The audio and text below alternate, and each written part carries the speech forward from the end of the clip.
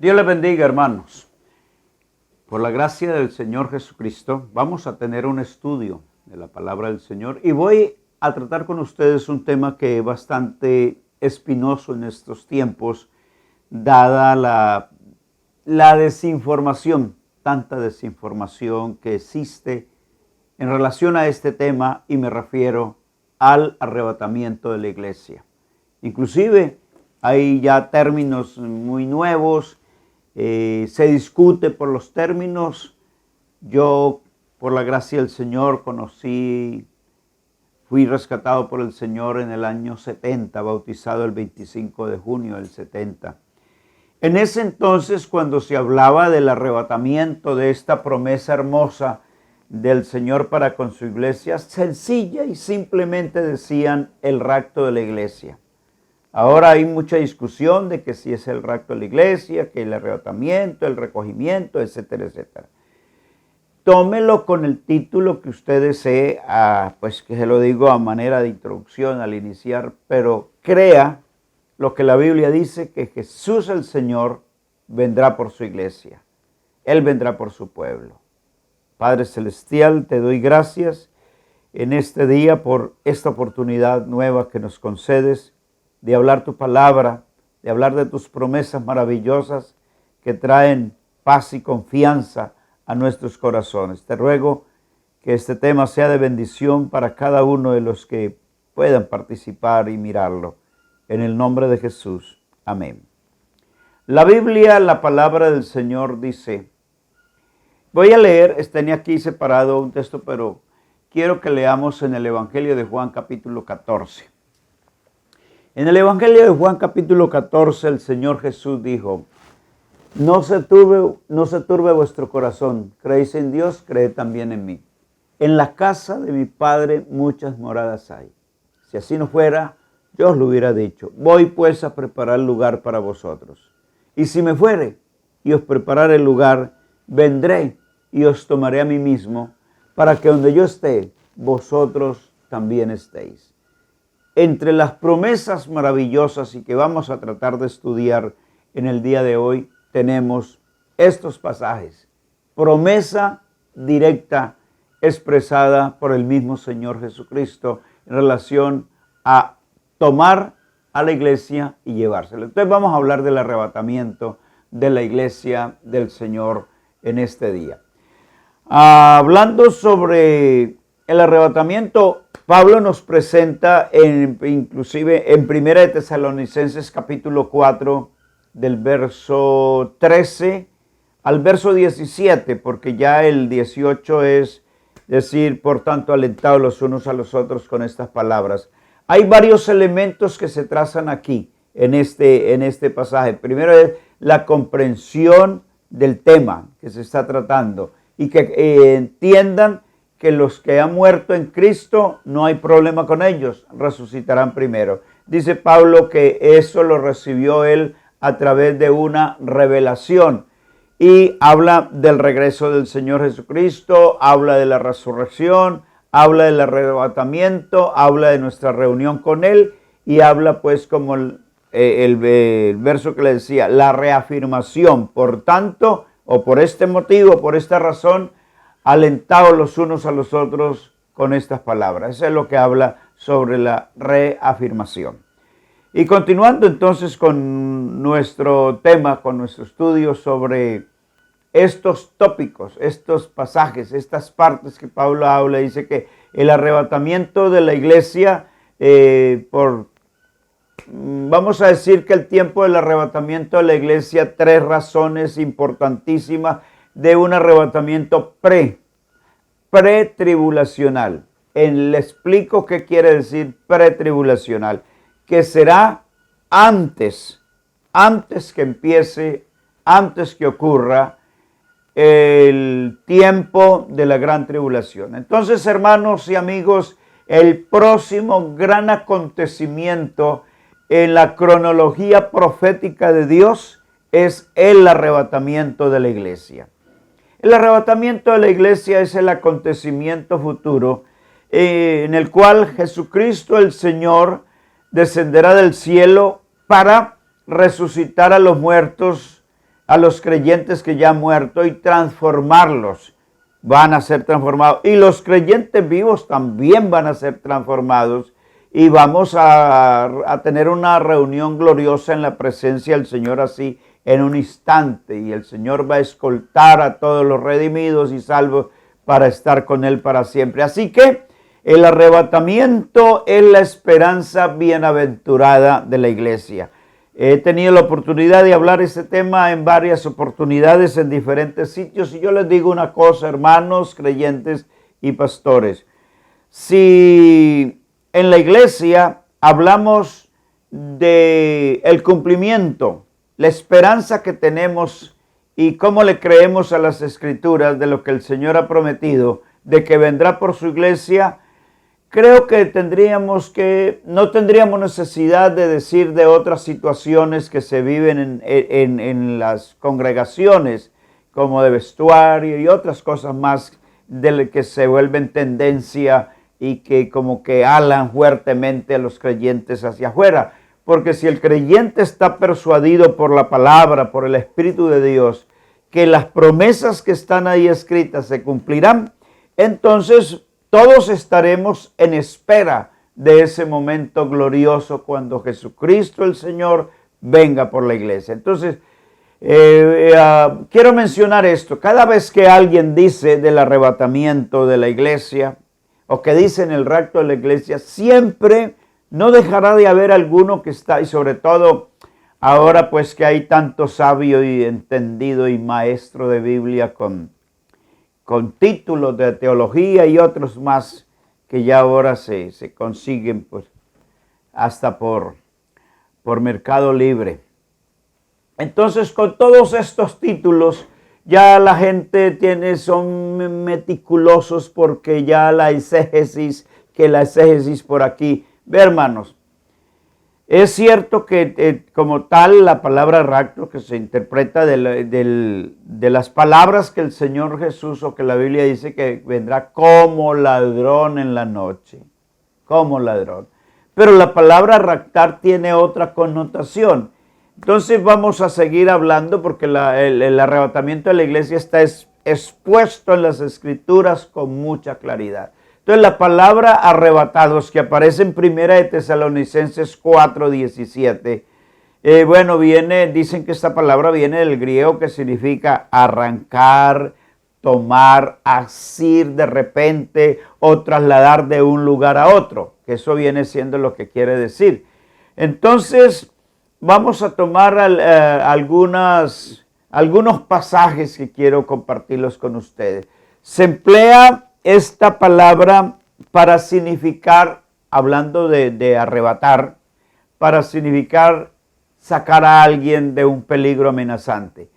Dice la Biblia en Hechos de los Apóstoles, y habiendo, capítulo 23, verso 10, y habiendo grande disensión, porque había una discusión ahí, el tribuno, teniendo temor de que Pablo fuese despedazado por ellos, mandó que bajasen soldados y le arrebatasen en medio de ellos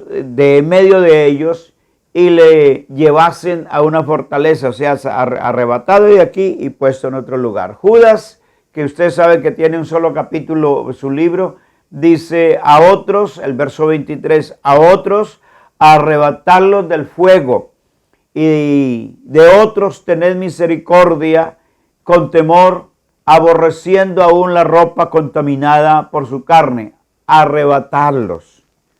Eso es lo que quiere decir, arrebatados. Entonces la palabra griega traducida del latín rapture, que de ahí pues dicen que se derivó la palabra rapture para el inglés. Entonces para referirse a este hermoso acontecimiento futuro, de ser arrebatados de repente, tomados de la tierra para reunirnos con Jesucristo el Señor en las nubes, que ese es precisamente el texto que he querido leer con ustedes al iniciar este hermoso estudio. La verdad del arrebatamiento. Hay 3 pasajes, aunque hay mucha Biblia para mencionar, pero hay 3 pasajes principales en el Nuevo Testamento sobre el arrepentimiento. 3 pasajes. Vamos a leer el primero, o voy a repetirlo, porque es el que mencioné al iniciar, en Juan capítulo 14, el verso 1, 2 y 3. No se turbe vuestro corazón, creéis en Dios, creed también en mí. En la casa de mi Padre muchas moradas hay. Si así no fuera, yo los hubiera dicho, voy pues a preparar lugar para vosotros. Y si me fuere y os preparare el lugar, vendré y os tomaré a mí mismo, para que donde yo esté, vosotros también estéis. Ese es el primer pasaje. El segundo pasaje es bien importantísimo en palabras del apóstol Pablo en 1 de Corintios, en el capítulo 15, el verso 51 al 55, y se dice que el capítulo 15 de 1 Corintios es el capítulo de las resurrecciones, donde se plantea, se habla de la resurrección. Y es importante conocerlo porque ante tanta filosofía sobre la reencarnación es necesario que el creyente tenga en mente esto que la palabra del Señor dice por inspiración del Espíritu Santo. Entonces comencemos desde el verso 51. Aquí os digo un misterio: no todos dormiremos, pero todos seremos transformados en un momento, en un abrir y cerrar de ojos, a la final trompeta, porque se tocará la trompeta y los muertos serán resucitados incorruptibles. Y nosotros, dice Pablo, nosotros, que tenía la esperanza de que estuviera vivo cuando el Señor viniera, por eso dice, y nosotros seremos transformados. Porque es necesario que esto corruptible se vista de incorrupción y esto mortal se vista de inmortalidad. Y cuando esto corruptible se haya vestido de incorrupción y esto mortal se haya vestido de inmortalidad, entonces se cumplirá la palabra que está escrita: sorbida es la muerte en victoria. ¿Dónde está, oh muerte, tu aguijón? ¿Dónde, oh sepulcro, tu victoria? Entonces, este es el segundo pasaje. El tercer pasaje es precisamente lo que le escribió a los tesalonicenses. Las escrituras, las cartas que se enviaron porque tenían alguna razón, algún propósito, y entre ellas era alentar la fe y la esperanza de los creyentes. Entonces Pablo dice, tampoco queremos, hermanos, que ignoréis acerca de los que duermen, para que no os entristezcáis como los otros que no tienen esperanza. Porque si creemos que Jesús murió y resucitó, qué bonito esto, que resucitó, así también nosotros, así también traerá Dios con Jesús a los que durmieron en él. Por lo cual os decimos esto en palabra del Señor, que nosotros, dice Pablo, a los creyentes que estemos vivos en ese entonces, nosotros que vivimos, que habremos quedado hasta la venida del Señor, no precederemos a los que durmieron. Bueno, porque el Señor mismo con voz de mando, con voz de arcángel y con trompeta de Dios descenderá del cielo y los muertos en Cristo resucitarán primero. Ahora la parte de los creyentes que estemos vivos en ese entonces. Luego nosotros los que vivimos, los que hayamos quedado, seremos arrebatados juntamente con ellos en las nubes para recibir al Señor en el aire y así estaremos siempre con el Señor. Y el verso 18, por tanto, alentados los unos a los otros con estas palabras. Hermanos, aunque los 3 textos son bien importantes, revisten la misma importancia, vamos a centrar nuestra atención en estas palabras de Pablo en 1 Tesalonicenses capítulo 4, del verso 13 al verso 18. Y hay, ya les decía, hay 7 puntos que son clave en este pasaje que revelan la verdad del arrebatamiento y se lo vuelvo a repetir. La comprensión de lo que va a ocurrir. La revelación que el Señor le da a Pablo de estas cosas. El retorno ineludible, inevitable que se cumplirá. El retorno del Señor. La resurrección de todos los creyentes que se han partido antes que nosotros. El traslado de tanto los resucitados como los que van a ser transformados. nuestra reunión con Él y la seguridad que si la Biblia lo dice, la palabra del Señor lo dice, así se cumplirá. Ahora, yo quiero hacer casi como un paréntesis aquí para decirles, hermanos, por ahí surge mucha literatura, mucho comentario que más bien trastorna a la gente, y hay hermanos que de pronto se enfrascan en una discusión con una persona que les dice, no, la iglesia no será arrebatada, la iglesia pasará por la tribulación. Yo les voy a decir, hay que tener precaución en esta situación, porque eso es parecido a lo del bautismo, ¿no? Cuando un hermano de nuestra fe se encuentra con una persona que cree en cualquier desbarajuste, entonces dicen que el bautismo no salva. Ellos dicen el bautismo no salva. Y nuestro hermano le dice que sí salva, que el bautismo salva. Pues saben una cosa, hermanos, que aquel individuo que les contradice tiene toda la razón, porque el bautismo que a ellos le han aplicado no salva ni de un dolor de muela. Entonces él tiene razón, él está diciendo la verdad sin darse cuenta. El bautismo no salva, eso no salva a nadie. Bautizarse en título no salva a nadie. Salva es bautizarse correctamente para el perdón de los pecados en el nombre del Señor Jesús. Entonces hablemos sobre la comprensión. Desde el comienzo de la enseñanza, Pablo deja muy claro que él desea que todos entendamos este asunto del arrebatamiento para que no nos confundan. Fíjense en estas importantes palabras, pero no queremos, hermanos, que ignoréis. El Señor quiere que todo creyente sepa la verdad de esta esperanza hermosa del arrebatamiento. Entonces, vuelvo a repetir que lo primero que el Señor quiere es que comprendamos del arrebatamiento es que nuestros amados, los que se fueron adelante, los que han fallecido, no se perderán este hermoso acontecimiento que es el arrebatamiento de la iglesia. Cuando el Señor Jesús venga en gloria, traerá consigo los espíritus perfeccionados de todos aquellos creyentes que han fallecido, que ya han dormido en el Señor. Esta verdad del arrebatamiento nos puede consolar, nos puede dar esperanza, aliviando nuestro pesar por nuestros hermanos que durmieron ya. Cuando los creyentes mueren no es una despedida final, no. Más bien es un buenas noches, los volveremos a ver en el arrebatamiento, nos volveremos a encontrar. Ahora, con relación al retorno, en el arrebatamiento el Señor vendrá personalmente hasta las nubes. Regresará acompañado de tres cosas. Tome nota de esto: una voz de mando, una llamada de arcángel y el toque de trompeta de Dios. Estas tres cosas. Entonces, la voz de mando, de que se habla aquí, que Pablo dice, es el último de los tres grandes gritos u órdenes que el Señor Jesús da. El primer grito que tuvo sus repercusiones bastante, fue frente al sepulcro de Lázaro. Cuando el Señor resucitó a Lázaro, capítulo 11 del Evangelio de Juan, el Señor Jesús tuvo que llamarlo por nombre personal, indicando: tú, levántate, Lázaro. Porque si el Señor solamente da la orden, se le levantan todos los muertos. Ahora, el segundo grito que el Señor da, exclamación fuerte, es cuando en la cruz.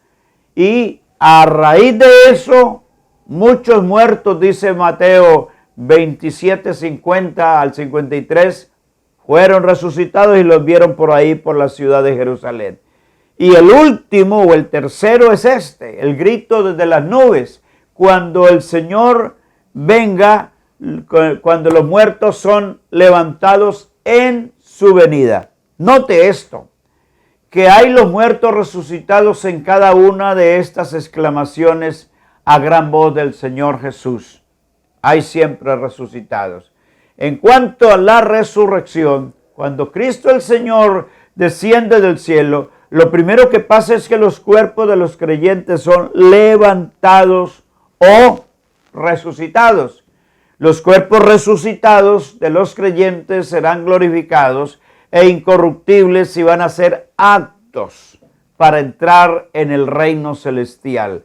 vuelvo a repetir esto, y sería bueno, de 1 Corintios 15, pero quiero que leamos en la segunda carta de Pablo a los Corintios, capítulo 5, el verso 1 al 5, dice: porque sabemos que si nuestra morada terrestre, dice Pablo, este tabernáculo se deshiciere, tenemos de Dios un edificio, una casa, no hecha de manos, eterna en los cielos. Y por eso también gemimos, deseando ser revestidos de aquella nuestra habitación celestial, pues así seremos hallados vestidos y no desnudos, porque asimismo los que estamos en este tabernáculo, o sea, en este cuerpo, gemimos con angustia, porque no quisiéramos ser desnudados, sino revestidos, para que lo mortal sea absorbido por la vida. Mas el que nos hizo para esto mismo es Dios, quien nos ha dado las arras del Espíritu. Tome ese texto con Juan 14. Cuando el Señor dijo: en la casa de mi Padre muchas moradas hay, no se refiere a casitas, como las que ofrece el gobierno. No, es la habitación celestial, la nueva habitación para este espíritu que en este momento está ocupando este cuerpo. Así que hay que tener eso en cuenta. Hablando del traslado, cuando los muertos hayan sido levantados, los creyentes vivos serán transformados en un instante sin gustar la muerte física y van a ser trasladados a la presencia de Cristo el Señor, que los está llamando, como tenemos ahí una demostración, un pasaje en el libro de Apocalipsis capítulo 4, cuando a Juan se le dice desde arriba: sube acá. Como dice 1 Corintios 15, 51, no todos dormiremos, pero todos seremos transformados. Versículo que a menudo se encuentra en el dintel de la puerta de la salacuna en algunas iglesias, como para dar esperanza y confianza. Así ocurrirá a millones de hijos de Dios cuando Jesús el Señor vuelva desde los cielos. Serán millones los creyentes que nunca sentirán el aguijón de la muerte, que serán transformados, serán arrebatados, llevados directamente a la presencia del Señor en las nubes. Ese traslado tendrá lugar en un abrir y cerrar de ojos, dice el texto bíblico, en un abrir y cerrar de ojos. Ahora, nuestra reunión, los muertos en Cristo y los santos vivos serán arrebatados en conjunto y se reunirán con el Señor en el aire. Cuando Pablo dice: y así estaremos siempre con el Señor, no quiere decir que vamos a estar colgados de las nubes, como dicen los testigos del maletín. No quiere decir eso. No, Señor, que vamos a estar siempre con el Señor. Qué glorioso encuentro cuando todos los santos de esta era se junten con su Salvador, en el que hemos esperado. Por eso a esto se le llama la esperanza bienaventurada. La llamó Pablo en Tito 2, el verso 13, aguardando la esperanza bienaventurada y la manifestación gloriosa de nuestro gran Dios y Salvador Jesucristo. La seguridad que tenemos es una aplicación práctica del arrebatamiento, es el consuelo, es la esperanza que se da a todo el pueblo de Dios cuando un ser amado parte para estar con el Señor. Esto es de que nos vamos a reunir, que vamos a estar con el Señor. Vamos a hablar sobre el tiempo y la fecha del arrebatamiento, porque todos los preliminaristas creen en el arrebatamiento, pero hay un amplio desacuerdo en cuanto al momento o la fecha de este acontecimiento en relación con el periodo de la tribulación. Entonces, hermanos, aquí hay varias preguntas para formulárnoslas. Vamos a tener que preguntarnos: ¿pasará la iglesia por toda la tribulación o por una parte antes del arrebatamiento? Eso es lo que tenemos que preguntarnos. ¿Pasará la iglesia por este momento? Así que, hermanos, yo les voy a pedir a ustedes que tomemos la palabra del Señor, que nos hagamos preguntas, porque hay varias posturas en relación a esto. Vamos a tomar un texto de la palabra del Señor. Las palabras que están escritas en el libro del Apocalipsis, palabras que el Señor Jesús expresara para darle confianza, esperanza a la iglesia. Me refiero al capítulo 3 de Apocalipsis, el verso 10, que textualmente dice: por cuanto has guardado la palabra de mi paciencia, yo también te guardaré de la hora de la prueba que ha venido sobre el mundo entero, para probar a los que moran sobre la tierra. Entonces, estas palabras de que el Señor nos guardará de la hora de la prueba, pero voy a leerle más o menos, a decirles, a compartir con ustedes algunas posturas. Hay varias, unas 5 o más, pero yo voy a compartirles solamente 3. Vamos a hablar de 3. Los que creemos que el arrebatamiento ocurrirá antes que comience el periodo de la tribulación, es la primera postura.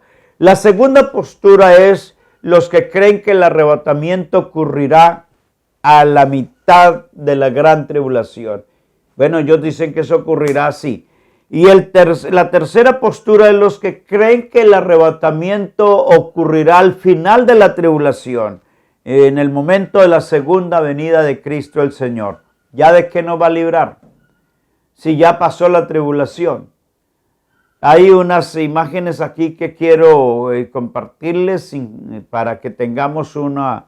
Esto lo he tomado por ahí de algunas partes que he visto y me ha parecido importante, que nos ilustran, porque el arrebatamiento pretribulacional ocurrirá antes que comience el periodo de la gran tribulación. Seguimos entonces con la siguiente, que es los que creen que será a mediados, a la mitad de la tribulación, el arrebatamiento. Pero vamos a ver la tercera. La tercera es: el arrebatamiento ocurrirá al final de la tribulación, en el momento de la segunda venida de Cristo. Y como ya decía, ¿para qué? ¿Ya de qué nos libra? Ahora les voy a decir algunos textos. Hermanos, hay 3 razones a favor del arrebatamiento pretribulacional. En lugar de señalar los puntos fuertes y débiles de cada uno de estos enfoques, vamos a presentar 3 razones que son fundamentales por qué creo lo que la Biblia enseña en la postura del arrebatamiento pretribulacional. Primera razón: la Biblia, la palabra del Señor, nos promete que el pueblo de Dios está exento de la ira venidera del periodo de la tribulación. Textos para que los miremos. Primera de Tesalonicenses, capítulo 1, el verso 10, dice: y esperar de los cielos a su Hijo, al cual resucitó de los muertos, a Jesús, quien nos libra de la ira venidera. Note bien, Primera de Tesalonicenses 1, verso 10. En esa misma carta, Primera de Tesalonicenses, pero ahora en el capítulo 5, el verso 9, la palabra del Señor nos dice: porque no nos ha puesto Dios para ira, sino para alcanzar salvación por medio de nuestro Señor Jesucristo. Mire lo precioso y la contundencia que tiene el pasaje. No nos ha puesto Dios para ira. No, nos ha guardado, nos guarda el Señor. Y el verso que acababa de leerle, el verso 10 de Apocalipsis capítulo 3. Porque no nos ha puesto Dios. Dice el texto, dice: por cuanto has guardado la palabra de mi paciencia, yo también te guardaré de la hora de la prueba que ha de venir sobre el mundo entero, para probar a los que moran sobre la tierra. Y un pasaje hermosísimo de la escritura de Pablo en los Romanos capítulo 5, el verso 9 dice: pues mucho más, estando ya justificados en su sangre, por él seremos salvos de la ira, por Jesús el Señor. ¿Y de qué manera nos libra el Señor de la ira? Ya vamos a ver. La naturaleza, hermano, de todo el periodo de la tribulación es de juicios que van a golpear al mundo rebelde. El juicio de Dios empieza con el primer sello, que está en el capítulo 6 del libro del Apocalipsis, versos 1 y 2, y continúa hasta la segunda venida del Señor, que hay que hacer esa separación entre el arrebatamiento y la segunda venida. Ahora, decir que Dios limita su ira al final mismo de la tribulación, como lo sostiene la postura del arrebatamiento antes de la ira, significa entonces pasar por alto el hecho de que el Cordero abre todos los sellos del juicio en el capítulo 6 del libro del Apocalipsis. Ahí se ve, y luego hay otro texto para mencionar en esta parte, que es el capítulo 8, verso 1. Esto constituye la ira de Dios contra la humanidad pecadora, y se abren los sellos al comienzo mismo de la tribulación. Por eso es que tanto disparate que hay por allí ahora del gobierno del nuevo orden mundial. Algunos ya hasta ven pintado el anticristo, señalan a este hombre de Microsoft, Bill Gates, de que es el anticristo, y eso les aparecen anticristos por toda parte. Hermano, hay un texto que me ha gustado citarle: tenemos la palabra profética más segura, a la cual hacéis bien estar atentos como a una antorcha que alumbra el lugar oscuro, hasta que el día esclarezca y el lucero de la mañana salga en vuestros corazones, dijo Pedro en su segunda carta, capítulo 1, verso 19. Hay unos ejemplos que tenemos en la palabra del Señor, la Biblia. El rescate de Lot y su familia desde Sodoma en el capítulo 18 de Génesis muestra claramente que destruir al justo junto con el impío van en contra del carácter de Dios cuando Él derrama sus juicios. La naturaleza misma del periodo entero de la tribulación exige que la esposa de Cristo, el Señor, la iglesia, sea eximida de este periodo de trastornos indecibles. No alcanzamos a imaginárnoslo. También el traslado de Enoc, que fue traspuesto para no ver muerte, así dice la Biblia. La Biblia no dice que fue traspuesto al cielo, que fue traspuesto para no ver muerte. Y también el relato de Noé son otros dos ejemplos de este principio. Ahora yo quiero volver a Apocalipsis capítulo 3, porque la promesa del Señor de liberar de la gran tribulación es específica y clara. Porque porque has guardado la palabra de mi paciencia. Tome nota de esto. Yo también te guardaré de la hora de la prueba que ha de venir sobre el mundo entero, para probar a los que moran sobre la tierra. ¿Y qué dijo el Señor?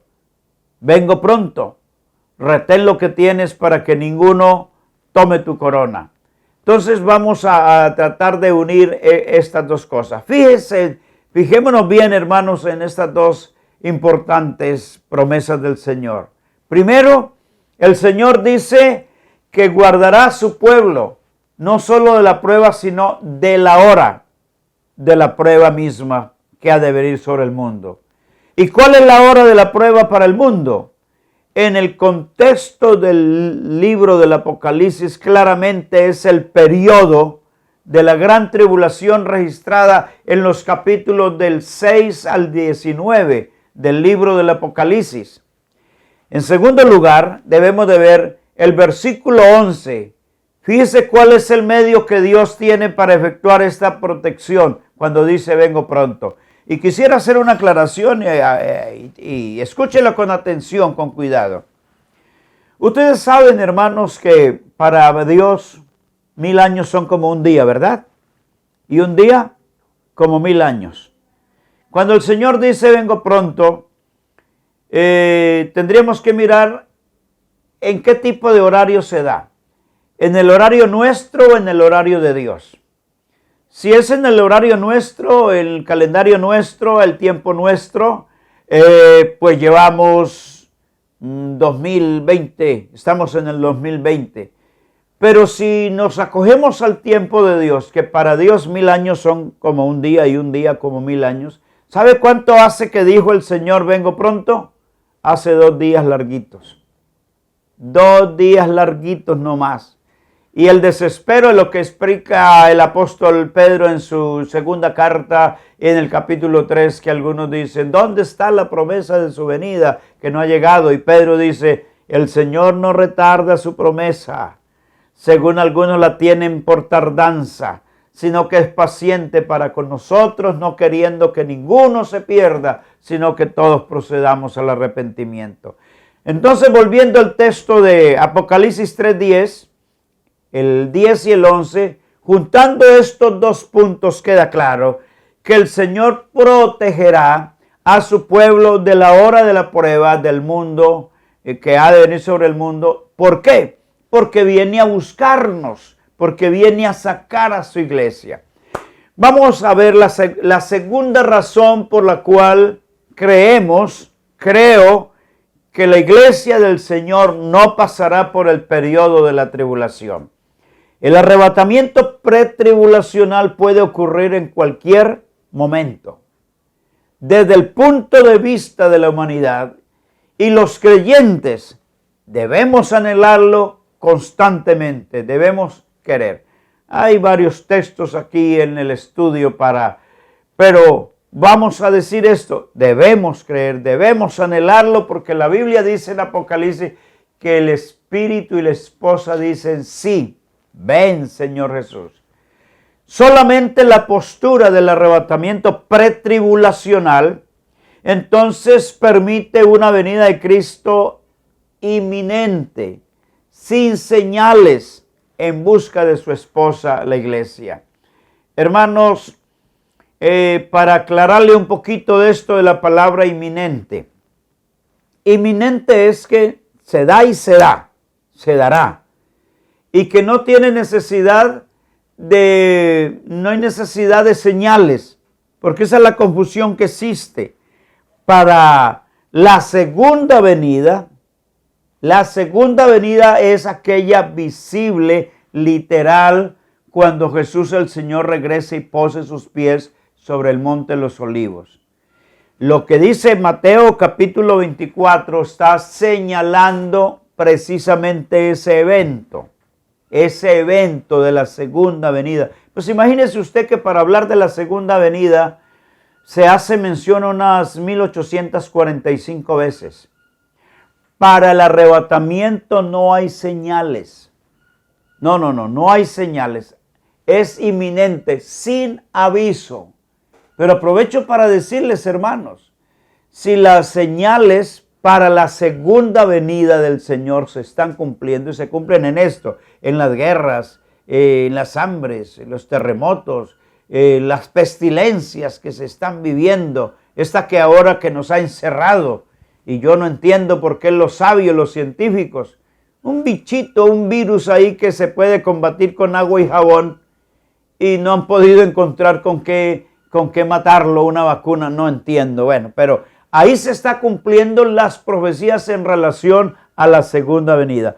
Pero si vemos que está cerca la segunda venida, hermanos amados, iglesia del Señor, ¿cuán cerca estará el arrebatamiento? Esto es algo que debemos ponerle. Entonces vuelvo a repetir que solamente los que creemos en el arrebatamiento pretribulacional podemos decir honestamente, el Señor puede venir ya. Hoy puede venir el Señor. Bendito sea el nombre del Señor. Entonces, el arrebatamiento estará por lo menos a 3 años y medio de distancia para los que dicen que va a estar ubicado en la mitad de la tribulación. Pero bueno, dejemos esto de los tiempos, porque los que lo colocan al final tendría que ser 7 años después. La venida del Señor Jesucristo en cualquier momento es una verdad que nos llena de esperanza, que nos llena de expectativa, de motivación para vivir santamente. ¿Sabe por qué mucha gente hoy vive así más o menos como a medias tintas? Como más o menos el agua un poquito ni caliente ni fría.